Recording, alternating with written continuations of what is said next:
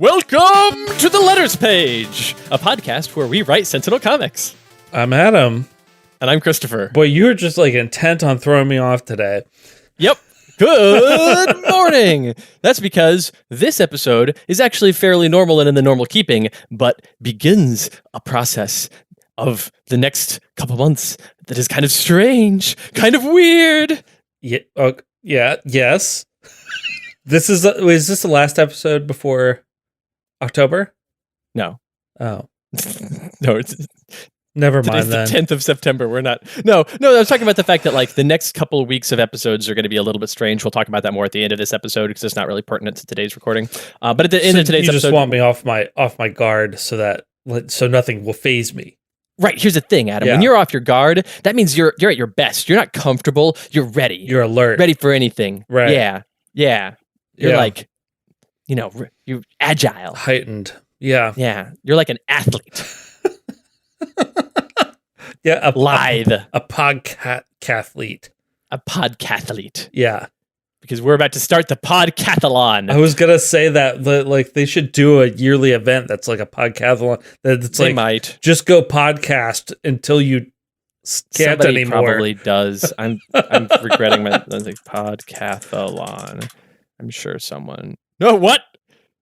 This is a rare thing that comes back with 0 search results. Wow. How is that possible? We need to start the podcathlon. Apparently, although I don't want to do that. No, we'll judge it. Here, I'll go put it in. It's a last man standing. It's like one of those dance competitions that they used to do at high schools. Where I'm going to go put it in the Letters Page Discord so that you can see what I'm talking about, Adam, but also so that the listeners can be very confused as to what this thing that I'm posting is. Take a look. But did you see? This has no results whatsoever. We just said a thing that no one has ever said or typed before. Wow. I didn't think that was possible. Wow. We're wholly original. Yeah, that's us. Mm-hmm. Yeah. All right. Anyway. Context. All right. So, anyway, do you want to... Speaking of weird episodes, I feel like the majority of our episodes recently have been writers' rooms. You want to do a non-writers' room episode? Yeah. I'm especially excited to not add an art to my load. So, yeah, for the first time in a while, you get a week off of drawing covers for this. You got to draw covers for other reasons. The next art that I have to draw is a cover. See, there you go. No escape.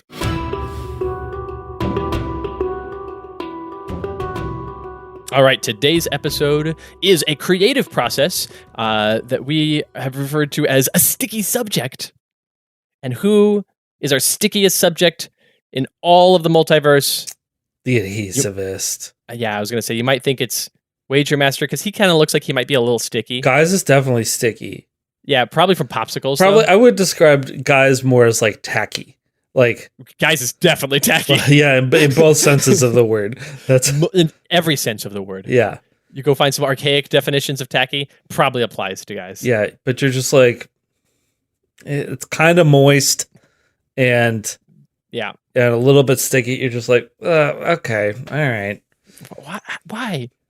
It's like a toddler. It's like, how is this always your state of being? Why are you always covered in popsicle? Something. Yeah. All right, in popsicle. I think that Guys definitely has a popsicle problem.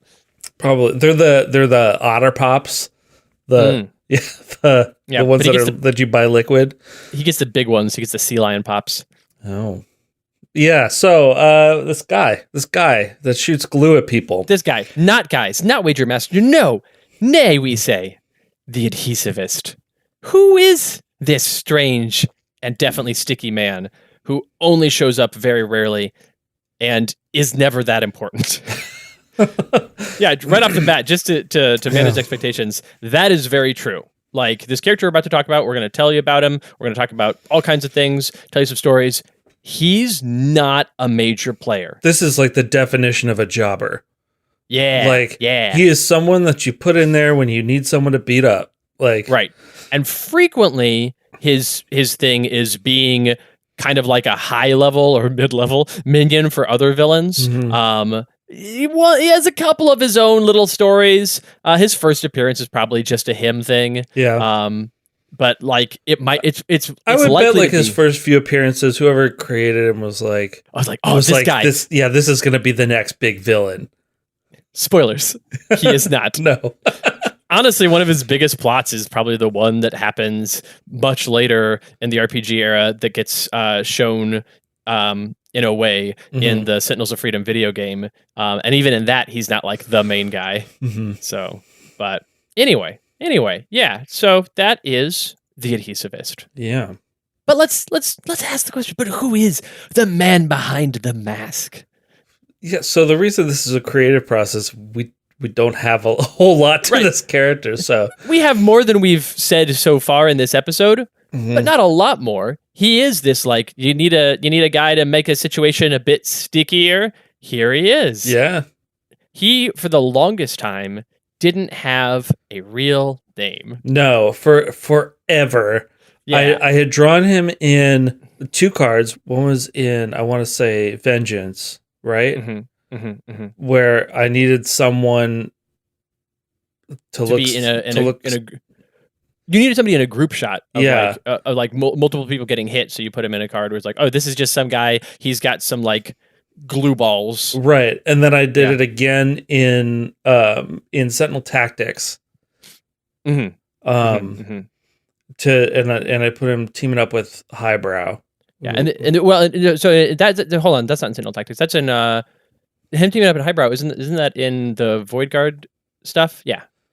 The first one was right. He's got the 2 right. Yeah, because you said you put him in 2 cards, but you also put him later in because he's the shot with him and Highbrow. No, that's right. He was in Vengeance. He was in the Southwest Sentinels deck. Right. So he wasn't in Void Guard. He was Wraith's card. One of Wraith's cards in the Southwest Sentinels deck. With Highbrow there, and then again with Highbrow later. Yeah. Right. Yeah. Yes. Okay. But with like big distorted head Highbrow. Right. In Tactics. But it is interesting because at that point, like Adam drew this character, was like, hey, I put this guy in this card and he's doing some glue stuff, I guess. And I looked at him like, yeah, that guy's cool. Yeah. And it was like, do we do anything with him? I was like, nah, he's definitely just this like minor on the side guy. He's just a Jamook. Yeah. And the more we talked about him, the more we're like, okay, well, let's give him this like dumb alliterative name and move on. Right. And we did move on. Yeah. But we did give him a name. We called him Glue Globes Glenn. Glue Globes Glenn. Forever. Because if you want alliteration that sounds great, you start with the sound GL and repeat that 3 times. Glue Globes Glenn. Yeah, Glue Globes Glenn. Yeah. He has glue globes that follow him around, and he shoots glue at people. Right. And canonically, he has never taken the name Glue Globes Glenn in comics. However, I do think, given the thing this stuff we're about to tell you, his actual name in comics, his real name, like his villain name is the Adhesivist, which I'll circle back on that in a second. But his person name is Glenn Glooman because he shows up in the Silver Age, and so like of course his name is Glenn Glooman. Yeah. I think that at some point, because when he first shows up, he doesn't have glue globes. Glue globes are a later addition to the character. Right. And probably some character, like the Idealist or something, refers to him as Glue Globes Glenn at some point. Someone's making fun of him. Somebody calls him, jokingly refers to him as Glue. Maybe another villain. It's like hey, you got Glue Globes Glenn over here. He's useful. Like, but it's like, he's like, it's the Adhesivist. Yeah, sure thing, Glenn. Stop saying my real name. Well, now we know it's true. But once he's been to jail, it's like people are just like, oh yeah, that's Glenn. That's Glenn. Yeah, Glue Globes Glenn. Yeah. But his name is the Adhesivist, and he would appreciate if you called him that. And so, like, we'll be respectful. Old Glenny boy. I'm not sure what this voice is, but I like it. Okay, let's rewind. We've talked a bit about how the character is treated later, how he's this kind of joke of a character. He's on the side. He's not important. He's not a spotlight character. He's a bit of spice that you add to other plots just to build out the roster. But when he first showed up, that was not his situation. There was some creator in the Silver Age that was like, I'm going to make this villain. This villain's great. And he's Everybody's got gonna love him. Best glue. Just the best glue. The stickiest glue of all. There was, I've read a lot of Silver Age comics, and there's two things that they give way too much credit to. Mm-hmm. One of them is glue. The other is rubber masks. Oh man, rubber masks are so effective. Yeah, you put on a rubber mask and nobody can tell. Right, they're like you just pull on a rubber mask simply, and it's immediately like it's like Mission Impossible. Yeah, it's like style. a Mission Impossible. Immediately. Yep. Yeah. And here's the cool thing about the adhesivist. He can use his glue to go splat and shoot a glue that is adhesive only on one side onto somebody's face and make a rubber mask. Oh. He can do both, Adam. Wow. Yeah. That's right. That's right. He can control glue that well. Well, no, it's because so let's talk about this. We'll I was going to talk about his origin next, but let's go back. So Glenn Gluman, his powers and abilities. So he could do glue stuff. Mm-hmm. I think he's entirely technological. Like he's got glue. I don't think he's got glue powers. No. He doesn't have powers. He's not glue. He's not a glue manipulator. He's not a. He's got glue. He's got glue guns. A master adhesion scientist.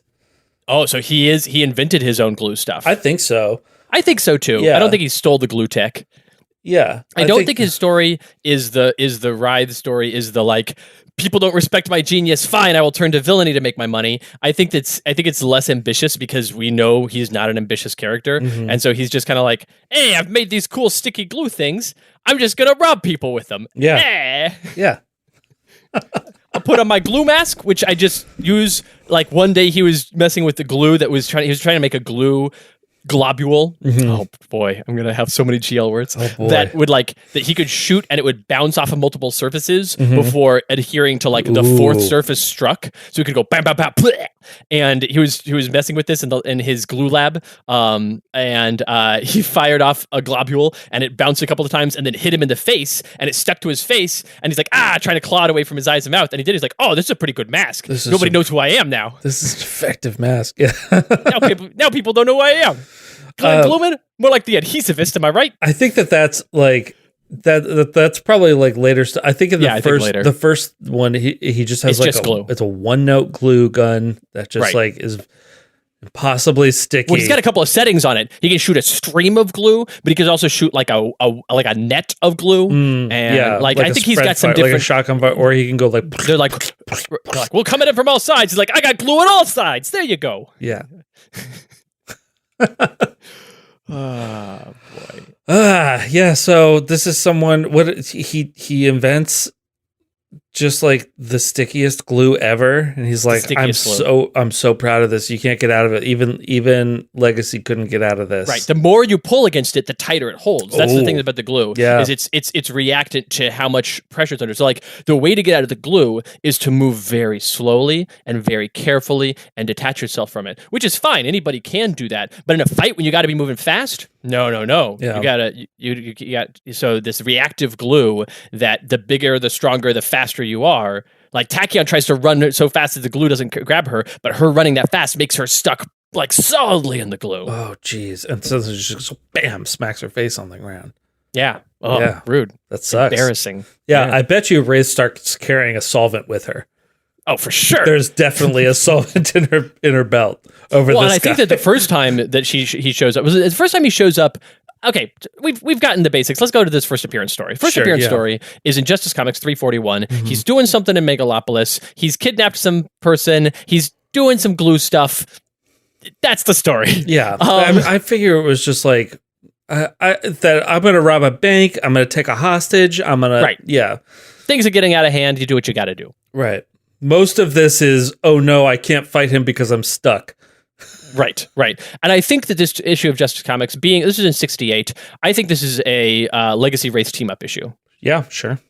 So Legacy and Wraith are like doing their normal like, haha, old chum, hanging out stuff. And then there's an alert from the downtown Megalopolis First National Bank. And they go there and there's a bunch of people just like stuck to walls and stuff, and the door to the vault is open, and the bank manager's like, they get the glue off his face, like, what's wrong? And it's like, this guy, he took the stuff and he left. And then they have this weird, it's kind of like a showcase episode or issue of like, here's this guy, and Wraith's got a solvent in her pouch, and it doesn't work against this glue. Oh, this glue jeez. Right. This is a specially formulated glue, the likes of which I've never seen. It's not made from horse hooves. Oh, no, it's made from proprietary chemicals. Yeah. Mm-hmm. Yep. Them's the ones. Yep. By putting my special chemical in here that makes it into it. Yeah, great. Yeah, nobody will ever figure out the secrets of my glue. Mm-hmm. All right, cool. And so eventually they apprehend him. And by the end of the issue, they definitely apprehend him and throw him in jail. But little do we know, he's got a glue capsule that he's smuggled in with him, and he's he's got a capsule of the specific chemical that is the basis of all his glue stuff. And so he's like, I can mix this with various substances in jail. Oh, cool! They gave me mashed potatoes with my dinner here in jail. I'll mix this substance in, and now I've got mashed glue-tatoes. That's his next. Yeah, that's his next one is getting out of jail. Up a few issues later, he's like, I got out of jail with the help of my glue. Yeah, I think that the way that they can get him is they just rupture his tank on this one so that he has to invent a better tank next time. Right. Also, and I think in this first issue he is not immune to his own glue, but he's smart, he's clever enough, and he's able to to keep away from it and not shoot it himself. But as soon as they rupture a tank, oh no, hoist by my own glue tard. Yeah. Nope. So this is the thing that is true of the character and has been true for a long time, is he makes a lot of glue puns, but he's bad at them. Yeah. He's not the cleverest. I would say the first several appearances of him are up through mid 70s. Sure. Are him perfecting his glue tech, his Teflon suit. Right. And having a bunch of different things was not just I don't think we'd get the glue globes until the 80s, but we get other settings on the gun. We get the glue that can bounce, stick. Him having other applications of glue, like him being able to be somewhat modular in the field. So someone comes to attack him with the type of weapon he wasn't ready for. He's like, oh, hold on, I'll spray glue on my arm and harden it to make a certain kind of armor or something. This being very clever with glue. There's a lot of they start adding buttons by introducing just a little bit of electricity at this point, it will form into. It's not a gimmick; it's a glumic. God, that's another bad one. That's not good. That's terrible. Glenn Gluman. Yeah. And then I think that the globes. So the globes. Yeah, the globes come from. That's a big technological leap for him. Yeah, I think that is.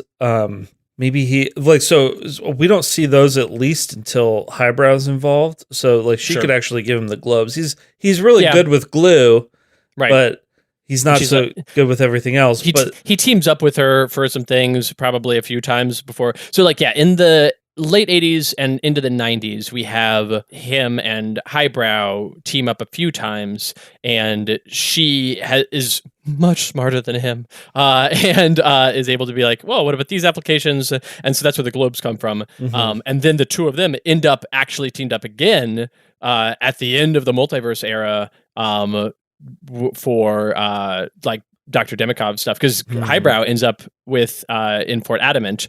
I don't know that Adhesivist ends up in Fort Adamant. Maybe he does. I'm not sure. But what I was getting to with the globes is that what if he invents an adhesive so strong that it would stick to the inside of his tank also, so he needs anti-gravity.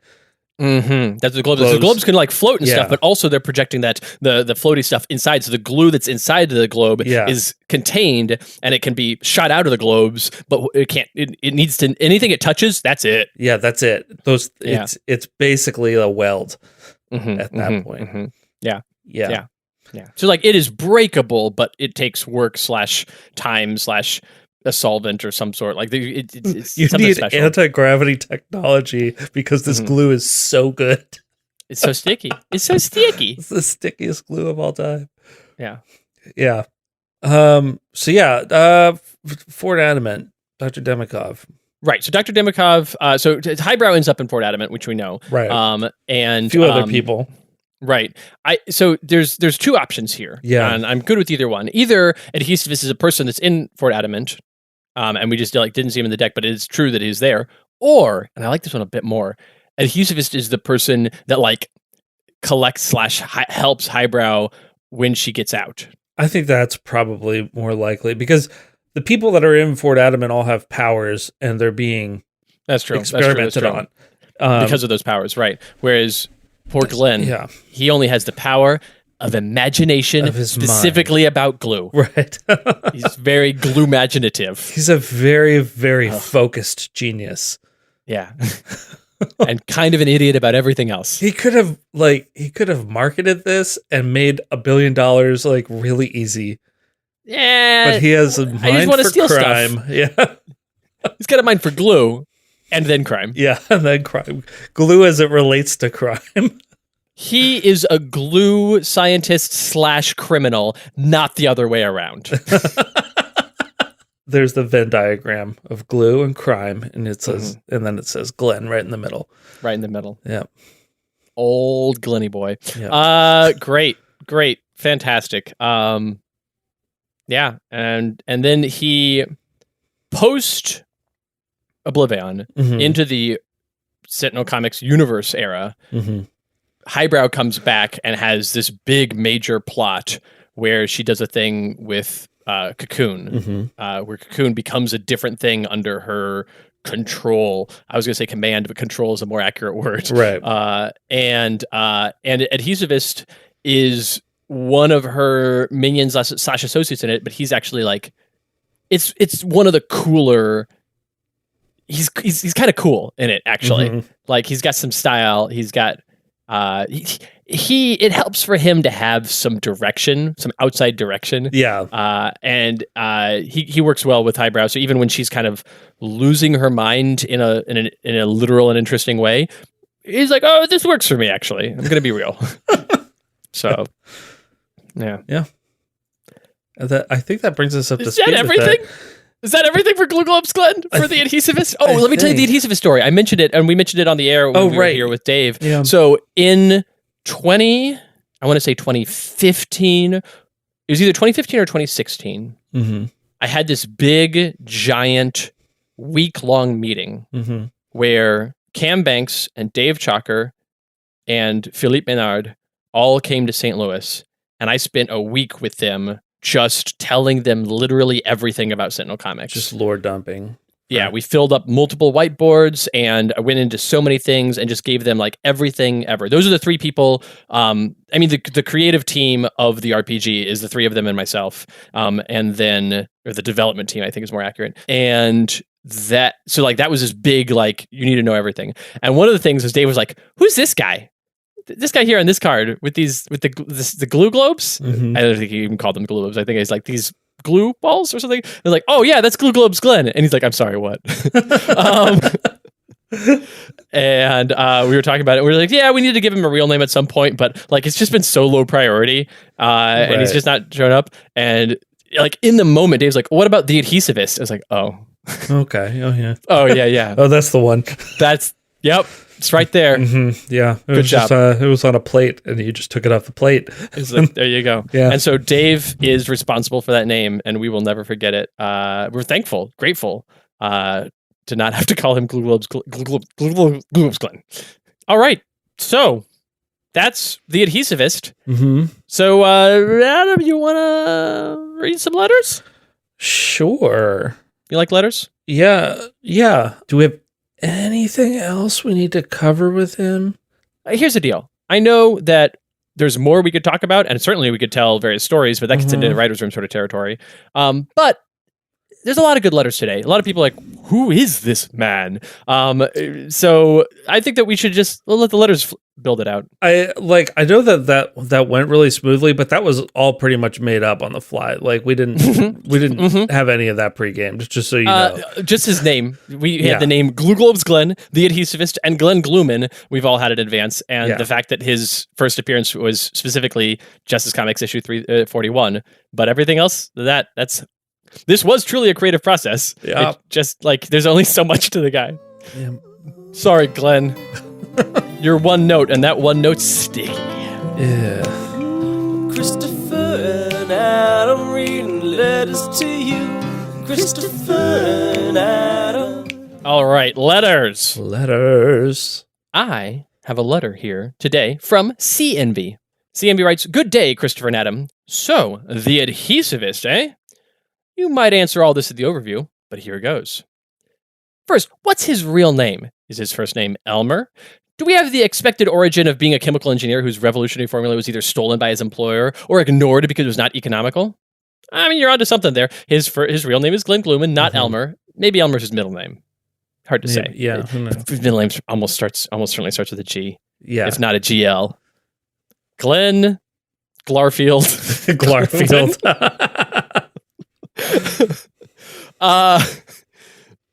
That's what happens. It's like when some villain is making fun of him and referring to him as Globe's Glenn over here. It's like, what's your middle name anyway, Glenn? Glarfield? It's like, no, it's not. It doesn't even start with a G. It's Elmer. The expected origin of being a chemical engineer, okay, whose revolutionary formula, was either stolen by his employer or ignored because it was not economical. None of those things. No. It's just straight to crime. Yeah. He worked in a scientific lab so that that's where he could make the things. However, he was just an administrator in the lab. He did paperwork. He was an accountant for a science lab, and he did paperwork. And just at and night, he would go and play with the chemicals. He's just like, oh, this is the fun stuff. And he was not a very good accountant, and he was actually embezzling a lot of money from the lab. So when they found out and they kicked him out, he broke in the middle of the night to get his glue stuff back. And then thus began his life of not white-collar crime. So at first he was, in fact, a criminal / glue scientist, and his journey is one of switching that order of priority. God, what an idiot. I think you mean to say misunderstood gluenius. Gluenius.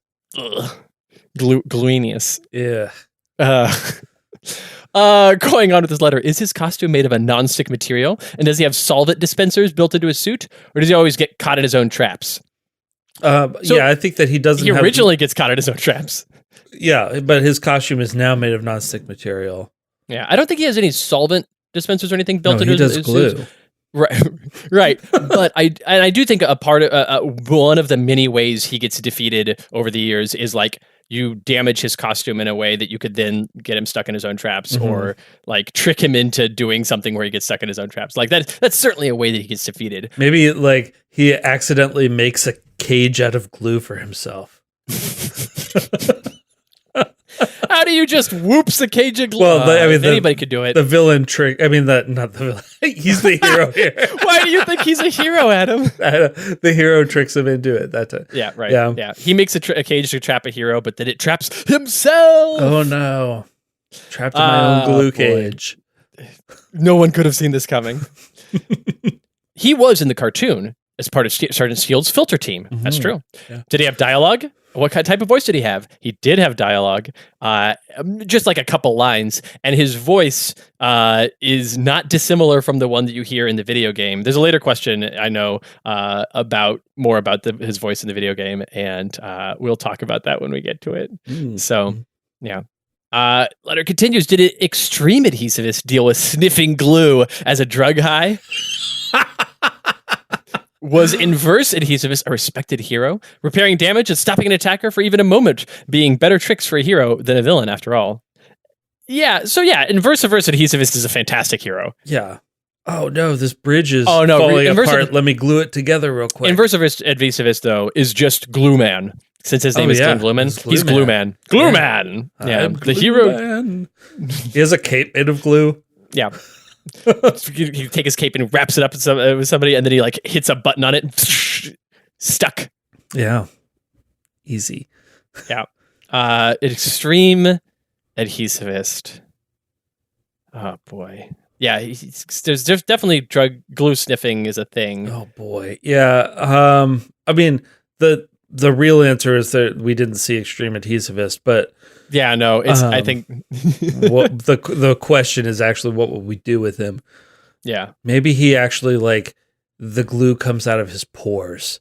Yeah, the glue is from inside him. Yeah, he's turned himself into his blood glue. Is glue. Yeah, his blood is turned glue. His blood into as glue. long as it doesn't touch oxygen, as long as it doesn't touch open air. It's not even oxygen because oxygen is a part of blood that's important. But if it touches the nitrogen that's in the air around it, so his blood mixed with nitrogen becomes glue. Ugh, gross. That's how he dies too, by the way. Let's not get too much into that. Oh no. Yeah, gets pumped full of nitrogen and is just a statue. Okay, all right. Continuing on. Do other science-minded characters recognize his glue as being impressive? I mean, certainly. Yeah. Like, Tachyon is definitely like, oh, this glue, but also, like, kudos. There's almost certainly some story in which, like, some, like, solo story where Tachyon goes to the adhesivist and is like, okay, we're dealing with this thing. The trick is I need to solve it. It's glue to really keep things together for this really specific application. Anyway, point being, we could use your help. And he's like, and there's like the story of him like, sounds like you have a glue emergency. I never knew that the thing that I wanted was to be asked by the heroes to help them, and wow, I'm so helpful and everything's great. And then by the end of the story, he's just like back to crime and he's like, yeah, it turns out that this was not as life affirming as I wanted. It was great, I loved it, but at the end of the day, it's really what I want to do is crime with glue. What is that next to being rich? Yeah. Do we see him fighting Aeon Men during Oblivion? Yeah, there's probably some like corner of a panel shot of him gluing up a bunch of Aeon Men. Yeah, and one like explodes inside of it, and it just goes like it starts and expands, but then like yeah. Here's a question: will Adhesivist be in the Guy's book? And if not, is there a reason that he's not humorous or low-powered enough? It's not that he's not humorous or low-powered enough. He is both of those things. Yeah, but he's not in the Guy's book. He is not in the Guy's book. It's almost like there's some other book that is more relevant for him to be reserved for a future book. Maybe. Who can say? Glue can say. Does he take himself seriously? When the heroes make jokes about his gimmick, does he get mad about it or accept it as part of his job? I will not make any jokes, as I am sure you have told enough already. I don't think anything we can be... How did you know? The things that we've said, though, it's pretty sketchy to call the things we've said jokes. Like, jokes is a strong word. Does he take himself seriously? I think that he takes his glue seriously. He's like, but he also like is aware of the joke, and he himself like he makes bad glue puns. Yeah, and like, but I think he thinks of himself as a serious villain, but not as like not like one of those take over the world or destroy everybody villains. He's just like he's like, listen, people got to respect my glue, but also I'm gonna have fun while I'm doing it. Like he's a silly guy. And if anything, he's more real as a human in this way, and that he knows when to take himself seriously and when not to take himself seriously. He's somewhat self-aware. In that way. All right, CNB, thank you for your letter. All right.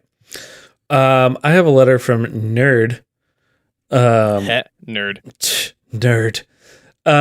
Who writes, Dear Christopher and Adam and their amazing friends, finally, an episode dedicated to the character who could have single-handedly defeated Oblivion. For sure. Yeah, no question. Yeah.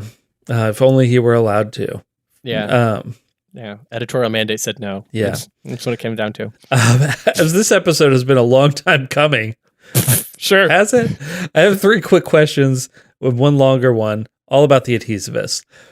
Number 1, which hero does he fight most often? Okay, yeah, fair question. What hero does he most commonly fight? So I really see Adhesivist as being a primarily Freedom 5 villain, especially because he's so good for all members of the Freedom 5, like with Legacy's strength, with Wraith's gadgets, with Tachyon speed, with Bunkers and Absolute Zero's suits. Like, glue is a great answer to all of those characters. Yeah, so I think that's true when they're taking him seriously. I think once he becomes like the kind of like we're using him as a joke, then like Well, and the thing is, like, whereas you put him against Darkwatch, and he's both like not really like gritty enough, and also no one there will take him seriously nor joke with him. They'll just like cut through to the quick, and that's not great. And with the Prime Wardens, they all have ways of dealing with him that are like it's like, okay, fine, with the exception of, I guess, Haka, but even still, like, Haka would be the one person strong enough to overcome the strength of the glue. Yeah. So, it's just not. I could see him as like a decent solo setback villain.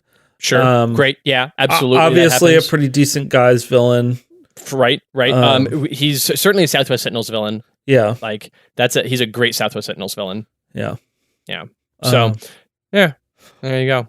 Number 2, has he ever approached something resembling a win, or is he not but a perennial joke jobber? Perennial joke jobber. I'm sorry to say, like, he's maybe had like minor. Yeah, successes. I mean, I think his first appearances were more successful than later. Right. But even still, like, he said he got occasional stories where it's like, oh man, he's really got the heroes stuck. Right. But then, nah. He's mostly like a challenge to be overcome. Yeah, there you go. Number 3, now that he's had more episodes devoted to him than Bugbear, how major of a presence will he have in coming products? He'll be incoming products. He will not have a presence. Yeah. And finally, on the card Blackout, we see Adhesivist and Highbrow at the mercy of Writhe. What's the story here? Seeing it's definitely not Vengeance number 5. Vengeance number 5. 1, 2, 3, 4, 5. Yeah, so this is a fair question. Like, we've talked a little bit about the Adhesivist and Highbrow stuff, but here's the question. When, where, what, why is Writhe, Southwest Sentinels Writhe, fighting against Adhesivist and Highbrow? Because we know that this story doesn't happen in Vengeance number 5 because Southwest Sentinels don't exist yet. Yeah, for years. Right. So this story of the question is, when does Highbrow and Adhesivist deal with the Southwest Sentinels? And the answer is, like, in the first couple years of the Southwest Sentinels book. Mm-hmm. There's a story in which the Highbrow, because Highbrow and Adhesivist are a great duo to deal with the Sentinels in terms of being like enough of a threat for them as a team to actually have to take seriously, but not so much as a threat that is like, wait, why aren't more serious heroes called in for this? Right. So this is some grand scheme that the two villains have cooked up, and that the Writhe ends up doing creepy stuff with. The TLDR of that is we don't know exactly where yet. Once we get to that card in definitive edition, we'll have a better idea. Right. Or if there's like a writer's room before that outlines that could do it too. Yeah. But one way or another, chicken or the egg will get answered eventually. Yeah. I hope to see more episodes that delve this deep into the nitty gritty. Best nerd. Thanks, nerd. The best nerd. Just the best nerd. Yeah. All right. I've got a letter from Liz C, who writes, "Hello, intrepid creators. First off, give my kudos to Dave for successful letters page episode lobbying campaign." Yeah, good job. Yeah, nice. Dave has been asking for this episode. Mm-hmm. Second off, give my kudos to Braithwaite and the Sentinels of Freedom voice actor for putting Adhesivist on the map as a delightfully hilarious character. We'll get to hear at least one of the Sentinels of Freedom voice clips, won't we? Please, just so it can stick in our minds. All right, okay. Let's talk about this a bit. So Braithwaite, Chris Burton is a game developer who works for Greater Than Games. Is a great guy, and who did a lot of the grunt work of the writing for the Sentinels of Freedom video game, especially for the Chapter 2 stuff. And so, like, that one, like, Adam and I did an initial plot outline, and then I did a bunch of writing, and then Chris did a bunch of writing, and then I did a bunch of rewriting, and then Chris and I collaborated to finish it up. Here's the thing. With all the voice lines, Adam and I sat down, took like a whole day, and wrote out all of the voice lines for all of the characters. Because the video game company, Underbite, was like, okay, we're going to talk to all these voice actors. We need voice lines for them. So great. We created all these voice lines. And then we sent the voice lines to the actors then we listened to hours of auditions for a bunch of different voice actors and said, oh, we like this one more than that one more than this one. Right. And the voice actor, but then we sent audio snippets out and recorded stuff where we talked to each of the voice actors about, like, okay, here's what we liked about your audition for this character. Here's what we didn't like. Here's like, you're the person for it, but here's the stuff you need to know to make this character go. And then they did the voice acting. And we got varying levels of success. Some characters I think are just spot on and perfect. Some characters are pretty close, and nobody's absolutely wrong, but there's just, we also had a limited number of voice actors that we could go with because of the way that the agency worked. So there's only so many things you can do. Yeah. But in this process of listening to all of these, we got a bunch of different auditions for, I think we got like 5 or 6 different auditions for the Adhesivist lines. And the one person who did it, and I wish I remember the name of the voice actor, it's in the credits, but the voice actor who ended up being the voice actor for the Adhesivist did something different, something we did not expect. It was like in that moment that the character for us was like, oh, this is this guy's alive now. Right. The goofiness, the type of stuff that the voice actor, the voice actor ad-libbed several of the lines where he took the lines that we wrote and did a slightly different thing with them. And we're like, oh, yep, that's correct. And so like the entire character was actually kind of formed in that moment. Yeah, where it's like this character had been around as like this sticky guy jobber person, and then is like, oh, he's hilarious. Yeah, got it. He's like somewhat unintentionally and yet self-aware and bad at puns, hilarious. I love it. Yeah, and so that voice actor that single voice actor did more for the character Adhesivist than anyone ever else did. Yes, including either of us. Yeah. So that's important to note. Given that this guy did so much work to make this character come to life, we're like, yeah, let's play a few of these audio clips, because they just, like, when we heard them for the first time, we were like, what? This is amazing. We didn't even know. Yeah. I don't have anything to say beyond, like, listen to the clips. He's so funny. All right, let's do it. Let's do it. Here's some.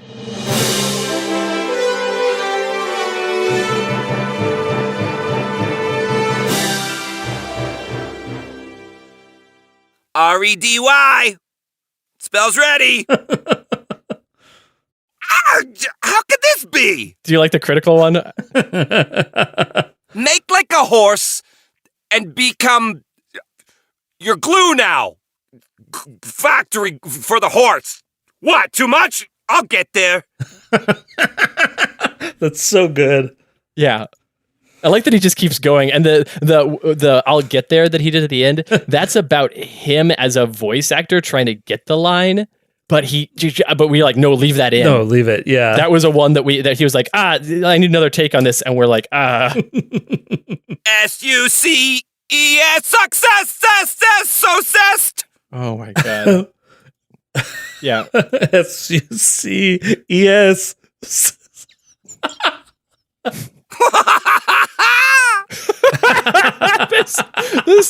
this is, what is this?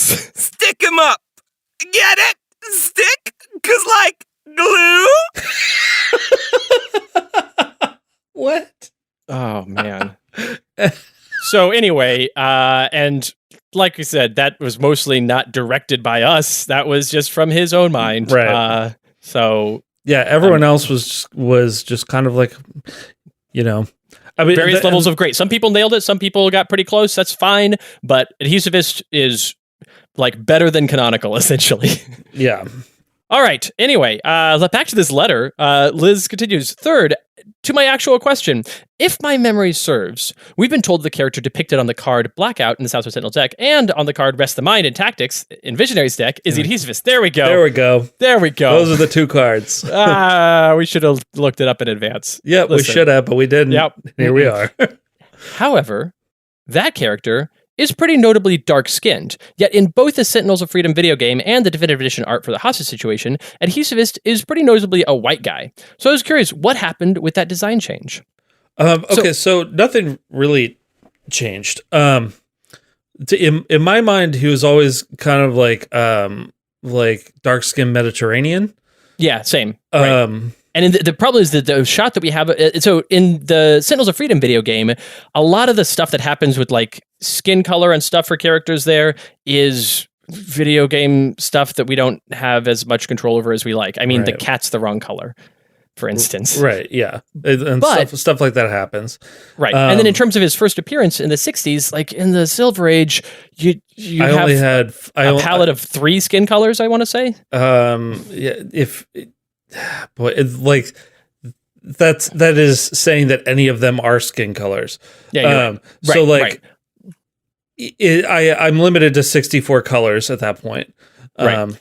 And anybody that gets introduced at that point, like when they first show up, his name is Glenn Gluman. He's a guy. He does glue stuff, and it's probably not until the 70s or even maybe more like the 80s. It's probably because he's probably like fairly regular himself from late 60s when he gets introduced up to the mid 70s, and then he probably goes away for a while because nobody's doing anything with him. And so when somebody brings him back, that's when he becomes the like mid skin tone Mediterranean, because that's the thing that Adam and I originally intended with the character. Yeah. And that's the way he looks from then on. And it's just like, nope, that's how he looks. Right. So yeah, it's that'll happen eventually. with like Haka in Definitive Edition. You'll see like his skin color is all over the place. Yeah. It gets from like really dark and really like red to like kind of like off brown to like before they actually get to pick a color just off of the color wheel. You just kind of make do with what you have. So, yep. So it's not so much a design change as a early art, early Silver Age art, like has to be not representative of what's going on, and later art is accurate, except for the video game is kind of up in the air. Yeah. All right. Thank you so much for your letter, Liz. I have a letter now from Powerhound 2000. Oh ho ho! Who writes "Ahoy hoy, Christopher and Adam." Kind of a sticky situation here, asking questions about a villain that we aren't glued into yet. But I'll stick to my barrage of questions, even if it is answered during the episode. Glued into is probably the best pun of the episode so far. Yeah, and it's definitely a better pun than the adhesivist has in his ability to. That's real good. Like, so you get some points for that one. Glutos to you. Boo. First, we saw the adhesivist on a hostage situation in Megalopolis, and this is clearly an older issue, Justice Comics 341. So how long has this character been around? His first appearance. That's when. That's the first appearance. Yep. Specifically, who is the red-haired hostage in this situation? Also, how did a glue gun wielding villain rise up to the level of needing Legacy to confront him? I'm assuming Legacy since it's an early Justice Comics reference. Yeah, that's the thing. It is both Legacy and Wraith, and the two of them can barely defeat him because of his amazing glueness. Man. Yeah. I mean, he rose up to that level by nature of, like, the creator was like, oh yeah, I'm making this new villain, and I want to make this villain stick, and so I'm going to put him up against Legacy and Wraith and show how he almost defeats them, because that'll really cement his position in the bindings, which are made of glue, of Sentinel Comics. They're not. They're staple bound. Who's the red-haired hostage? Lady at the bank. Yeah. I don't think she's anybody notable. Specific. I'm sorry. Yeah. Is he any more than a C-list villain at best? He is not. No. Nuh-uh. Nope. He is one that has a certain like C-list amount of popularity with the readership in terms of like most people think he's forgettable, but some people are like, he's really funny. And be like, sometimes he's really funny. Some writers handle him well. Other writers throw him away and don't care. Right. Which is accurate. But correct. He's had action figures. Yeah, he has. He's had multiples. Yeah. Not a lot. Probably like 3, but still. I'm guessing 3. Yeah, based on how they do that. Yeah. Mm-hmm. What is typically his goal when heroes run into him? Stick him to stuff. Yeah. His goal is to get away from them because his goal is to do crimes. And then when he runs into heroes, he's like, well, I'll use your strength against you. Get stuck. Yeah. Stuck you. Does he team up with any other villains for bigger goals? Sure. In fact, like the only times he has bigger goals is when he teams up with other villains, and those are usually not his goals; those are other villains' goals. Yeah, he is not a mastermind. He works as kind of a hired Glun, a little bit. No one's safe. This is so stupid. I love it. I love it so much. Supposedly he does a lot of puns, and I'm curious, in a contest with Fright Train or Adhesivist, who's better? Fright Train. Fright Train is good at train puns. Fright Train cares about trains, thinks about trains, lives that train life. Yeah. Adhesivist, also very into glue, less into words about glue, just kind of puts the word glue into other syllables where it like is like, it's time for some glunch. I'm hungry. I also imagine he's the type of guy that it's like after he gets arrested, they're like dragging him away, and he thinks of the pun then, and he's like, "Oh, that would have been so good." Well, I think he shouts it. He's like, they're hauling away, they're putting the like, "Oh, I meant to say," just like shouting out the back of the police van, "Legacy, legacy, legacy."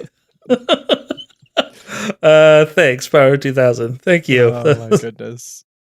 Brian Jewett writes, in my next SCRPG game, I'm going to be GMing for a group of C-list villains the government is forcing to go on missions too shady to give to the real heroes, but too dangerous to send normal agents on. If you survive the mission, you get time off your sentence. But given how dangerous the mission is, to agree to this, you must have some kind of smash cut to team logo, Death Wish. Nice. Yeah. This completely original idea for a team that certainly has no major motion pictures made about it in the last few years currently consists of Adhesivist, Becky Blass, and one of Apex's werewolf henchmen, and one member yet to be determined. This got me wondering, if you had a chance to play one of Sentinel Comics' C or B-list bad guys in a situation where you had to be at least a little bit heroic, which one would you play? Oh, that's a good question. I know exactly who I would play. Who would you sure. play? No, I'm not going to tell you. You have to tell me first. Okay. Unless I'm going to tell you first, in which case I will. Oh. That's really hard. There's a lot of them that there's a lot of good ones. Yeah. Can't go wrong. I have to think about this. Tell me yours. I would play as Equity. Yeah. Because Equity, like, it's such a cool power set and such a cool, like, you've got to be heroes, but you're still, like, even being heroic, you're like, well, no one will ever know I was here or did this if I did my job right. Right. Yeah. Yeah. Yeah. I might go with, like, I don't know, someone real obscure like Yeti or something. Yeah, that's fine. I think you want to go with somebody that has a really like established shtick though, so that you have to still comport to that shtick while doing your hero stuff. See, that's why I would pick. That's actually the opposite for me. Oh, okay. Is that I would want to pick someone who has like here's this kind of like one-off villain or like minor repeating villain that doesn't have a lot of character beyond what we see. And so that I could add a lot of my own characters as I went. That's true. That's good. But yeah, that's what I would do. Or Hippo. Hippo would be fun. Someone who has a lot of shtick already. Right, yeah. And I would play Hippo a lot like I played like Ektar, just big and dumb and... Probably different though, because Ektar was big and dumb and very kind. That's true. I think Hippo's kind of has a heart of gold. He's not though. Like he's got this. He's got some anger issues, and he's pretty short tempered. Yeah, but I think, I don't know. He's good with kids. That's not true. He threatened a whole school bus of kids. Okay, anyway, going back to this letter. Which gimmick villain do you think could step up to the big time if they just put a little more effort into their crimes? Do you know of a story where a normally minor threat got their day in the sun and really pushed the heroes to their limit? Oh, there's certainly stories like that. But rather than go and do a whole writer's room on that right now, there's a lot of villains, a lot of the minor villains who certainly have the power set, but not the ambition to be a major villain. But I mean, if you look at power sets, Baron Blade's power set is I make stuff. So it's really who wants to be written to be big. Amit is certainly a character who could be a more big time villain. Yeah, she's just kind of hanging out. Highbrow does right. So like that's Professor Pollution's certainly. Yeah, I think most of them could. It's just a matter of like, what are you doing? Yeah, it's application. Judgmental. Judgmental. I think you mean gludgmental. Brian continues on to some questions about Adhesivist himself. How well regarded is he in the villain community? Was he on the shortlist for the Vengeful Five or the Slaughterhouse Six? Have the Ennead ever had one of their relics break and gone to him to glue it back together? I really like, we already mentioned the Tachyon story, but I really like a villain story where someone's like, oh no, like Baron Blade's doing some Doomsday device thing, and like, oh, this is a really fun one-off story where Baron Blade is like, it's obviously the big moment. The issue opens in media res with the big moment of Baron Blade's like, the Doomsday device, and he pulls the lever and like something breaks, and he's like, oh no! And then the whole issue is him like working with different villains to try to fix the Doomsday device, and like, oh my gosh. That's funny. I think realistically, most people go to Ray Manta though before for invention stuff. Yeah, right? for invention stuff more than Adhesivist. I think that he's Like he hangs out at the bar. He's largely disregarded. Right. You get him not because you wanted specifically him, but because you could use somebody. And sure, he seems like he would work. Yeah. I'm sure a lot of them are just kind of buddies. A lot of the jobbers that are just like you drinking buddies, you know. And he's one of those. I don't think he's well regarded more than like he was not on the short list for the Vengeful Five or the Slaughterhouse Six. No. All right. Ryan then asks, what is the most glue the adhesivist has ever deployed at one time? A lot. Too much. Too much glue. Like I'm trying to think of an object sized. Right. So the thing is, the first time, in his very first appearance, his entire tank of glue gets ruptured and deployed all at once, much to his dismay. But I think that there's probably some story that the setup of the conflict of the story is, oh no, adhesivist's glue lab exploded and an entire city block is covered in glue that's constantly expanding. I want to say that like you do a molasses flood thing, but with glue. Rupturing his tank creates less glue than firing it out of the gun. That it's like concentrated. Right, yeah. It mixes it with a chemical that makes it more. The tank just holds the two-part the solution epoxy. Right. Yeah. Yeah, but I like. Oh, that's the name of a adhesive story is epoxy your house. You get it? Epox on your house? Yeah, and it's a two-part story. It's a two-part story. I would probably name it epoxy on your house, just because even though epoxy your house is the right meter, it sounds like you're fixing your house. Right. Epoxy on your house. I don't get it. There's sticky stuff on my house. Yeah, that's it. That's what it is. I'm sorry. I think that occasionally characters and stories with adhesivists make really good glue puns, and he doesn't get them. He's like, no, that doesn't work. That's just sticky on the house. It doesn't make any sense. Like, oh my god, dude. God, never mind. Someone calls him dude, and he's like glued. Finally, who do you think he should be shipped with? This is your one chance to get out ahead of this instead of leaving it to the fandom. Oh, boy. Who do we want to stick him with? Who do we want to... Oh, man. I don't have a problem leaving this one to the... Like, you can go ahead in my mind. I don't have anyone right offhand that I'm like... I do. Who? I don't want to know this. Yeah. I think I can come up with a couple that I'm like, oh, these make story sense. But it didn't happen in comics, and so like it there's not a. Are you talking about like metaverse shipping? No, I'm talking about a romance subplot with him, or like even like, oh, these two are dating. Oh man, but now I do want to tell that story. Well, I think that this is best left alone for now, but possibly revisited. We've talked about doing another shipping episode in February of next year. Yeah, it's been long enough that there's new characters. There's new ships. There's definitely interest. That ship hasn't yet sailed. Let's move on for now. Yeah.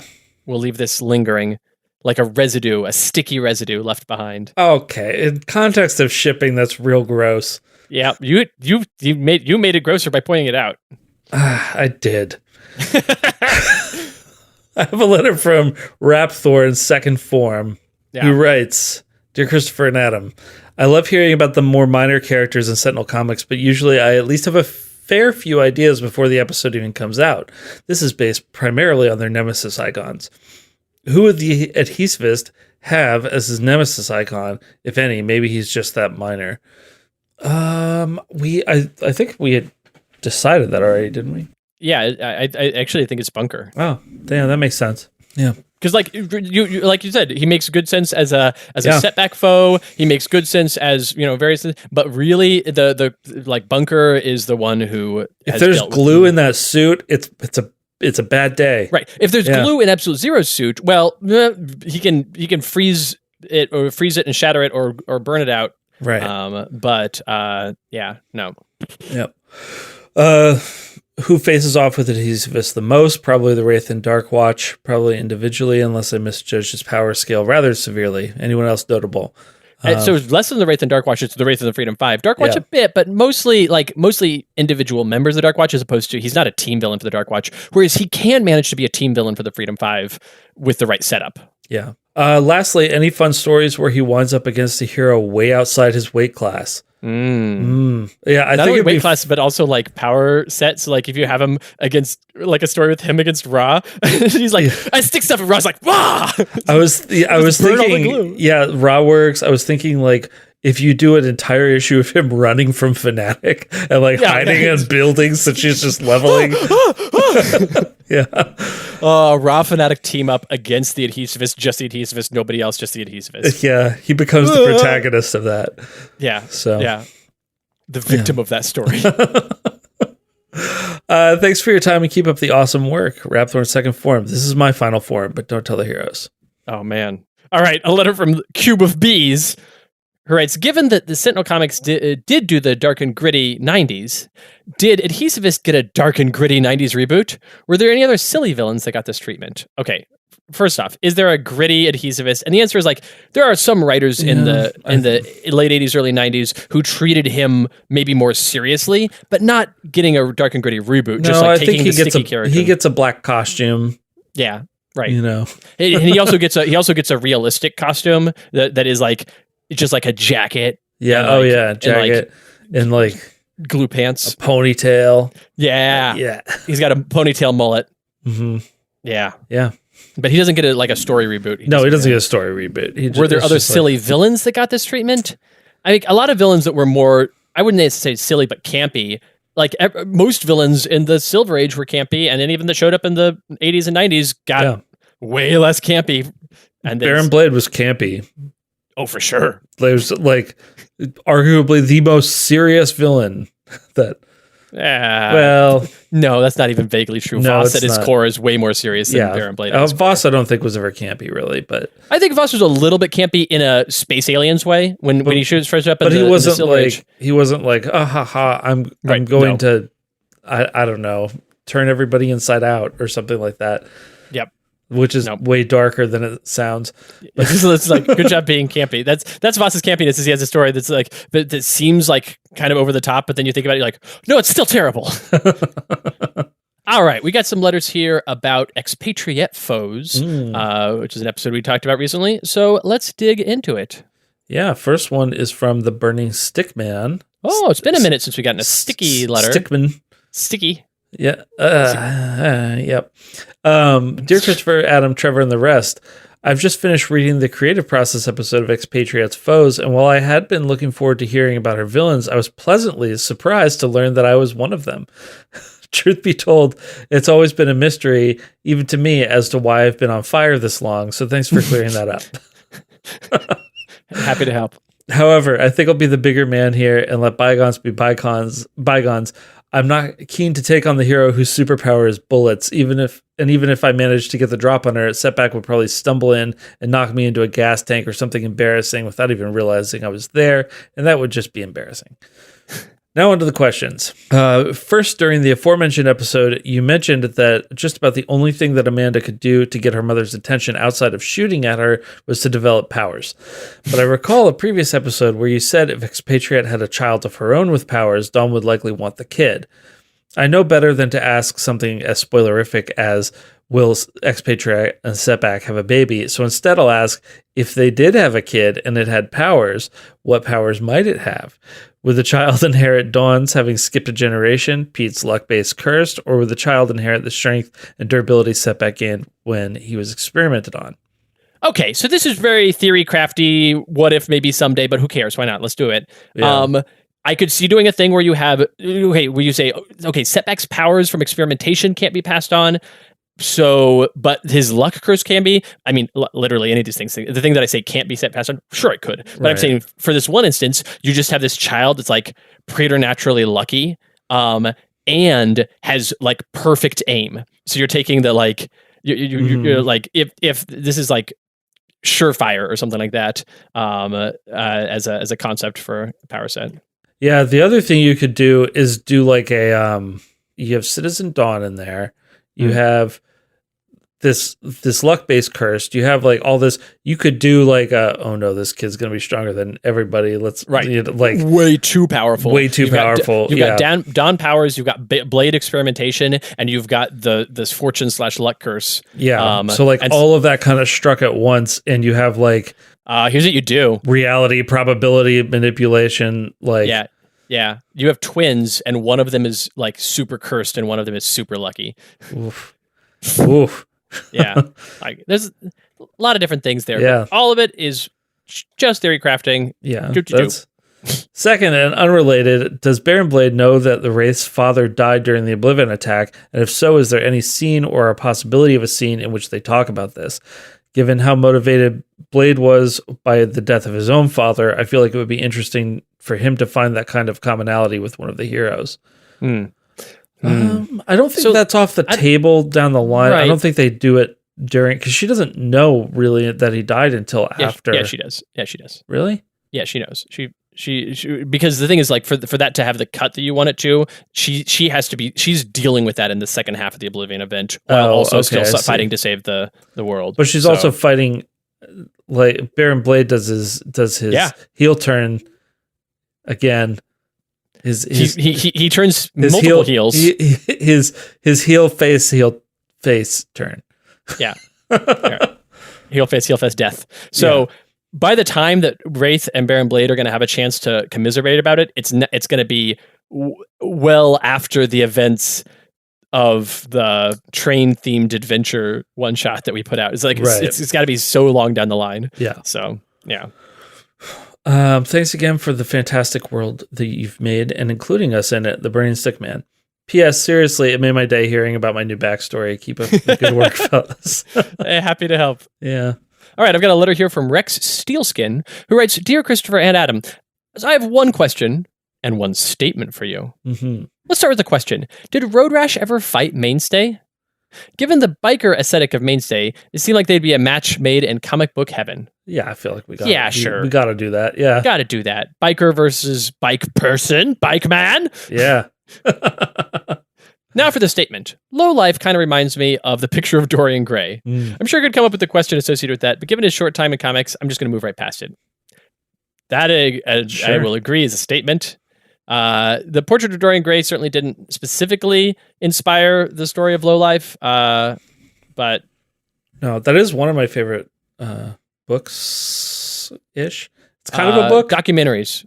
Yeah. Mm-hmm. Yeah. So while I'm not positive this letter will be read during the month of August, it wasn't. I just wanted to thank you all for the great content for my birthday month. Between this batch of episodes and having my first letter read on air in August of 2020, the two of you just keep on giving me the best birthday month gifts. Thank you again, Rex Steelskin. Thank you for your letter. Well, sorry, happy birthday. This is outside of the birth month, but happy birthday. I have a letter from the Metallian, who writes, Greetings, gentlemen. I've very much enjoyed episode 185, Creative Process Expatriate Foes, and I had a question about Low Life. Mm-hmm. You mentioned that his power involved being able to shift negative consequences onto other people. You also mentioned that he can only do this to people over whom he has some sort of social or economic power. This condition feels abstract, almost like a mystical pact. It brings me to my question. What is the source of Low Life's power? Is it magical, psychic? Was he empowered by a singular entity that embodies the concept of negative externalities? His power just didn't strike me as the type you get by falling in toxic waste or being bitten by a radioactive slumlord. It may surprise you to learn. Yours in metal, the Metallian. So the source of Low Life's powers, I don't think ever gets addressed in comics. I don't think so either. He has a couple of issues of being terrible, and then he dies. Yeah. I think it's implied that it's like a magic or psychic thing. That it's like. Yeah.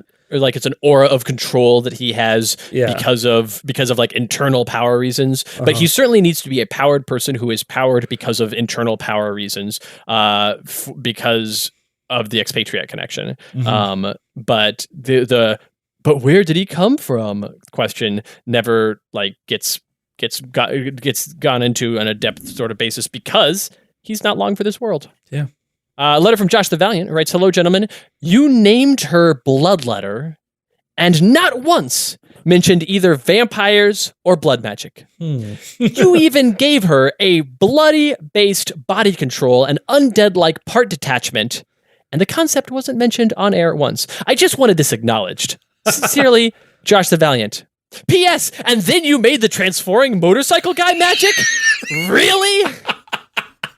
So there's not a question here, other than the word really at the end. So Josh is upset, let's say, that Bloodletter is not magical, specifically not blood magical, whereas Road Rash is magical. And to that, we say, yep. Say like that's what we like to zig where you think we're going to zag. Yeah. Glag. Last letter today is again from Nerd, who writes, "Dear CNA, you knew this was coming. What's Extreme Bloodletter like? Best, Nerd." Oh boy. Extreme Bloodletter uses blood magic to is a blood magic vampire that has motorcycle parts. You absorb the magical power of some motorcycle guy to steal his life, and also drained the life of a radioactive slumlord. Let's see, Extreme Bloodletter. All the letters she writes are swears. She just writes curse words on things. That's just like. X-rated language. Yeah. NC-17. Yeah. Yeah.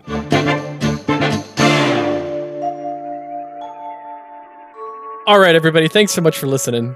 Thank you, as always, to our patrons. We could not do this without you, especially to those of you at the contributor level. If you want to join up on our Patreon, hang out with us, give us topics. We've had a couple of new ones lately, and it's been great to see new folks coming in. I love new faces. Joining the fray. Love new blood. I mean... Adam, keep it secret. So, coming up here, on the calendar, on the that we posted in last month's Editor's Note, next Tuesday is supposed to be Editor's Note number 48. However... it shall not be. Oh, no. Why not? Yeah, no. Well, so in fact, we'll be doing the Editor's Note on the very last Tuesday of the month, on September 28th, which normally is too late for an Editor's Note to land. So that's when the Editor's Note will be published. It'll be recorded live for our Patreons, our Patreon supporters, on the 24th rather than on the 17th. And this schedule change is happening because next week I am going to be at Gen Con. We're not doing a big Gen Con presence. I say next week, the week that you're hearing this week that I'm hearing this, I will be at Gen Con for a few days. I'm just doing some meetings. It's a pretty small thing comparatively. We don't really have a Gen Con presence at this Gen Con for many, many obvious reasons. Yeah, it just ended up being something, a late decision that... Yeah, right. But I will be, I'll be there, and I will... at least largely be there for the innies. But as a result, we can't do the live recording. And it doesn't make sense to do the recording for the episode early like we do in other cases because this is a live one.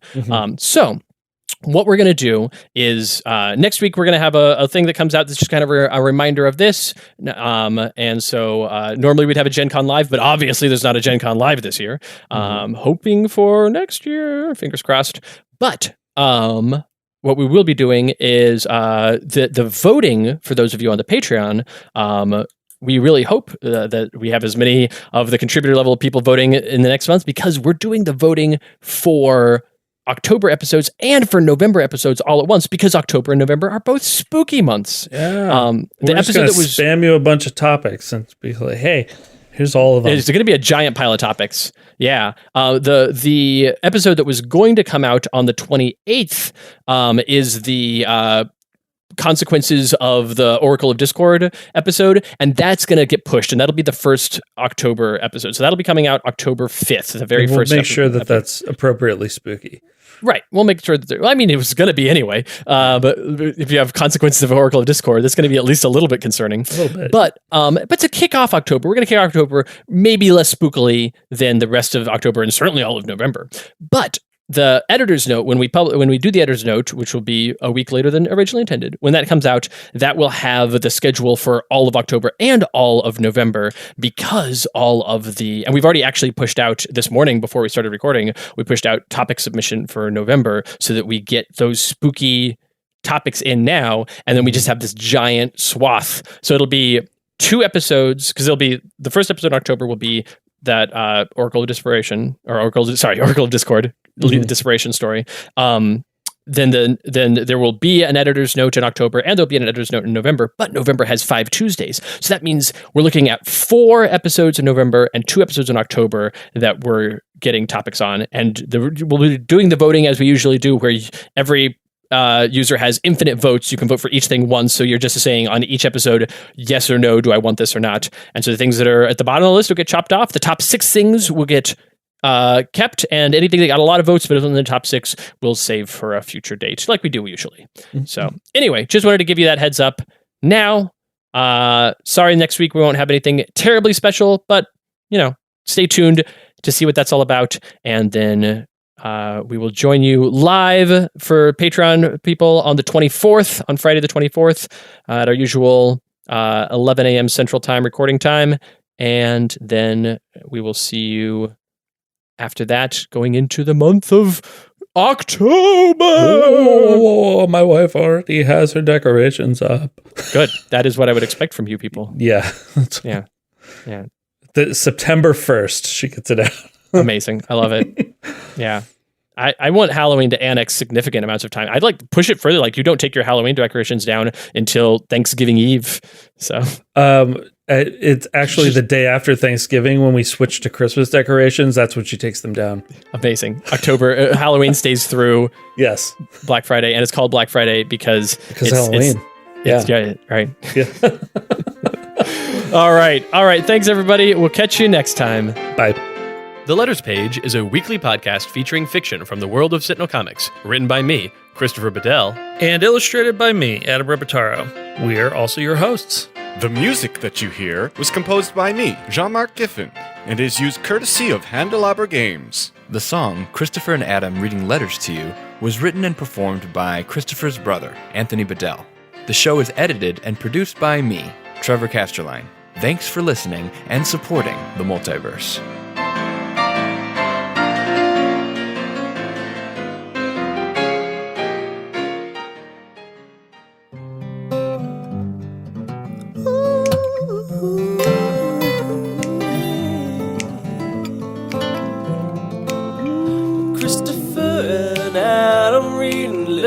To you, Christopher and Adam. Christopher and Adam reading letters from you. Let them read them at you. Let them read them at you. Oh, Christopher and Adam. Christopher and Adam reading letters to you. Christopher and Adam.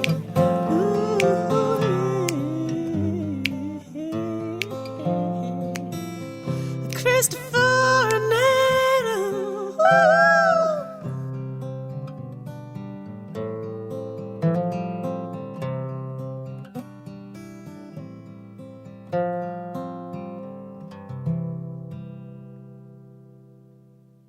If I, here on this Google Doc, just go.